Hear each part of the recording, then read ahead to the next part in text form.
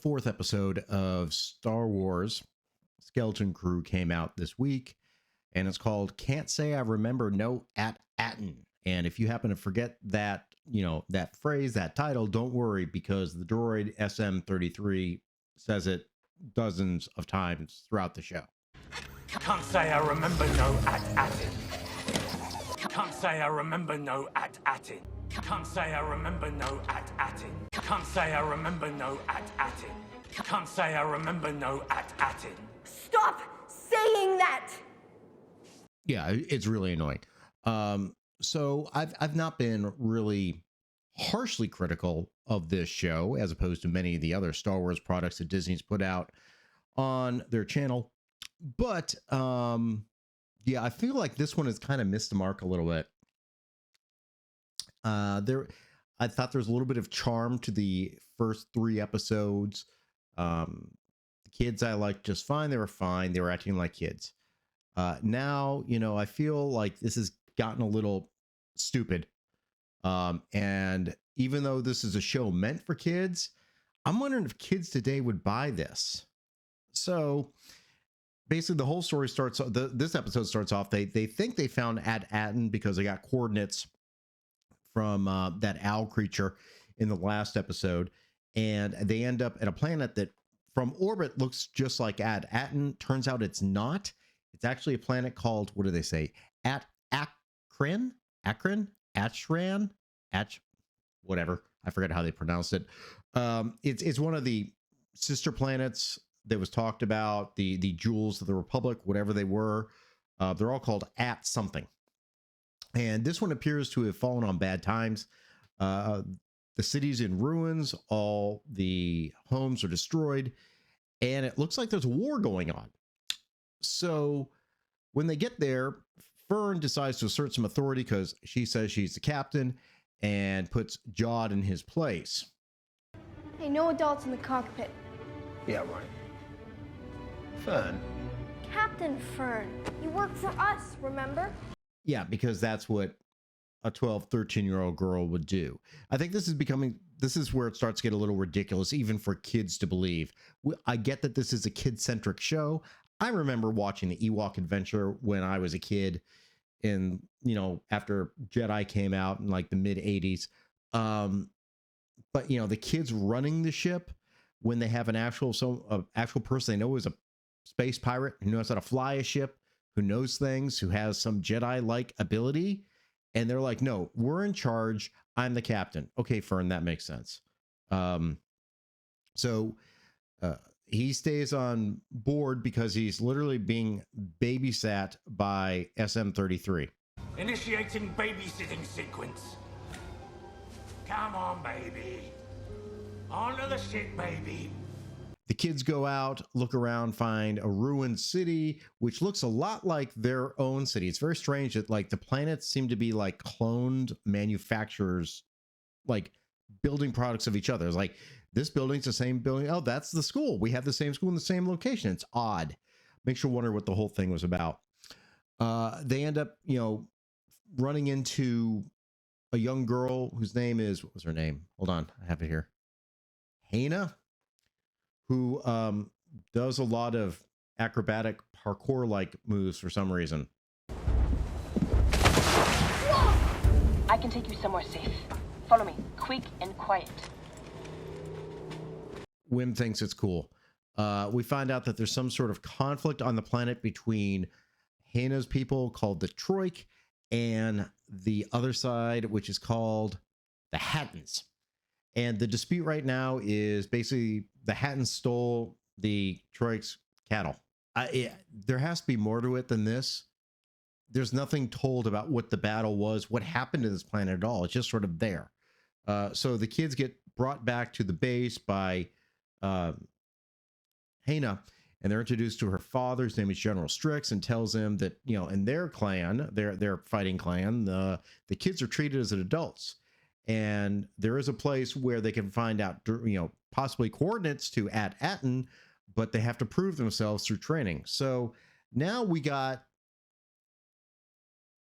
this warlord general training child soldiers. This is actually some dark stuff, in my opinion. There's some very nasty things that happen in the real world with children soldiers being conscripted into armies. And they're trying to play this off. I guess they're trying to play this off. Maybe children won't know, but if their parents are watching, I would think the parents be like, I don't know that I want my kid watching this. These kids are being trained to use weapons and everything and go and fight in a war. It's odd. So Fern, KB, and Wim all enjoy training. Neil, however, does not, because apparently Neil's sort of a pacifist. And I guess this is sort of a Neil-centric episode. He doesn't want to fight. He explains this to Hannah, and there's a little bit of back and forth where you get like he's got a crush on her, and she thinks it's kind of weird that he doesn't want to fight, but they get along. Whatever. I guess, I buy that from the kids. So the kids are told by the general that they're gonna lead the Troik into battle to go get their cows back. And it's really weird. I'm sorry. You're literally sending 10-year-olds at the front of your army. They're not wearing any armor or anything. They're wearing the normal clothes. Everyone else has like their battle armor or battle uniforms on. They don't even have helmets. It's bizarre. Oh, anyway, they're going into this battle to meet with the Hattons. Turns out after they left the ship, the Hattons showed up at the ship and took Jod. I'm sorry, I want to call him Jude. Took Jude prisoner, and he actually gave up kind of quickly.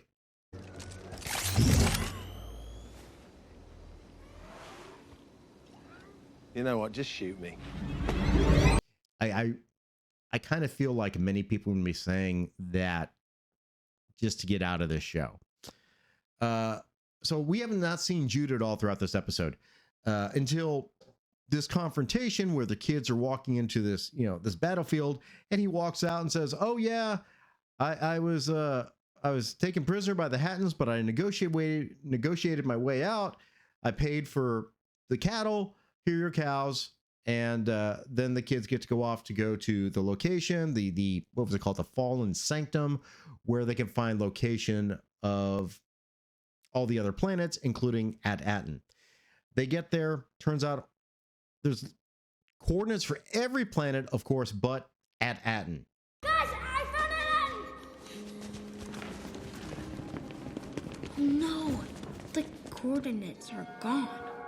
And we then find out that the droid SM-33 was actually at the planet beforehand with the former captain of the ship, which I believe was called Onyx Cinder. I don't think they've actually, I've only seen it in promotional material and such. So he apparently was there, and Fern kind of tricks him into revealing all this information because he says, I don't know At-Aten. Then he says, I do know At-Aten. And he was told by his former captain, apparently, that if anyone comes looking for At-Aten and its treasure, basically he's going to kill him. Told me to pull them apart. So now the droid goes to kill Fern and everyone else. And this is when Neil has his moment to shine because he throws a rock at the droid's head.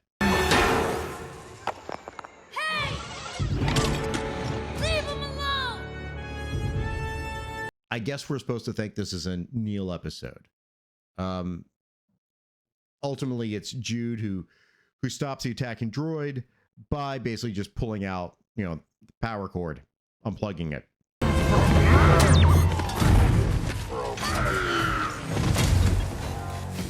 Always go for the off switch. That's kind of it. The robot is turned off, and then Neil faints.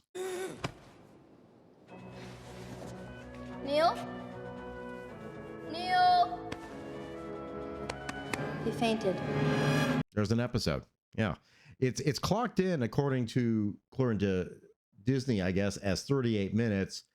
As always, there's, your scenes from beforehand and then the credits. So we're really looking at a show that's probably at best 30 minutes. And it's kind of a filler episode. The only thing we really get is, we get the idea that for some reason, no one wants At-Atin to be known where it is. That's maybe the only thing we learned in this episode. We don't get much from the kids. I guess we're supposed to think this is providing some context to Neil and his character. But it's just kind of lacking. And the whole idea of the child warriors, I don't think is a good way to go. I really don't. I don't think it's a good thing as a kid-centric movie. I still recall, and I said, I called at one point, I called this one point Space Goonies, I think. And I think it's fine to go with that, but you got to appeal to a younger audience, and having the kids go into war, and it being real. When the Goonies were doing all, their antics, fighting off the Fratellis, it was kind of farcical. This is serious. They're going to war. They could get killed. How is this something you want kids to watch? I don't know. So that for me is, what kind of threw it off.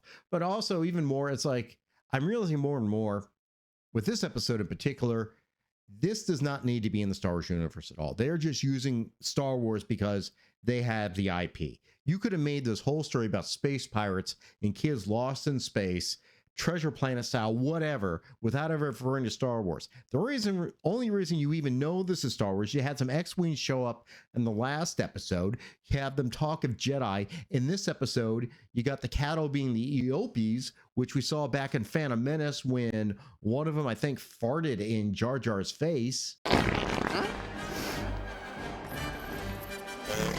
And of course, we got an Ithorian just standing there, and the tanks look like, old Republic tanks. Not old Republic, but, Republic tanks, almost like separatist tanks. That's it.